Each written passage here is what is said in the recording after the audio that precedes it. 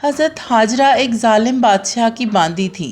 اس نے ان کو حضرت سارہ کو دے دیا اور حضرت سارہ نے ان کو اپنے شوہر حضرت ابراہیم علیہ السلام کو دے دیا۔ ان سے حضرت اسماعیل پیدا ہوئے۔ حضرت اسماعیل ابھی دودھ پیتے تھے۔ اللہ کو منظور ہوا کہ مکہ شریف کو حضرت اسماعیل کی اولاد سے آباد کرے گا۔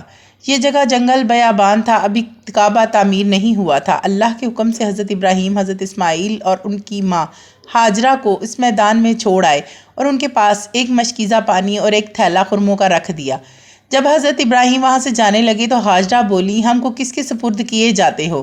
حضرت ابراہیم علیہ السلام نے فرمایا، ہاں، اللہ کے حکم سے چھوڑے جا رہا ہوں، وہی آپ کا نگہبان ہوگا۔ وہ اپنی جگہ پر جا کر بیٹھ گئی۔ اب وہ پانی پیتی اور جو خرمے ان کے پاس پڑے تھے وہ کھا کر وقت گزارا کر رہی۔ جب مشک کا پانی ختم ہو گیا تو ماں بیٹے پر پیاس کا غلبہ ہوا۔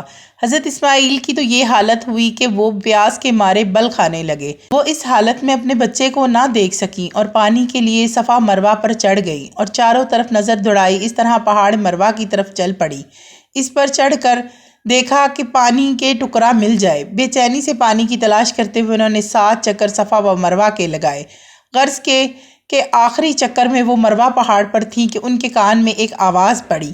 وہاں پر حضرت جبرائیل نمودار ہوئے اور حضرت اسماعیل کے پاؤں کے قریب پر مارا جہاں سے زمزم کا چشمہ نکلا۔ حضرت جبرائیل فرشتے نے بولا، تم ذرا فکر نہ کرو، یہاں اللہ کا گھر ہے، یہ لڑکا اپنے باپ کے ساتھ مل کر اللہ کے گھر کی تعمیر کرے گا۔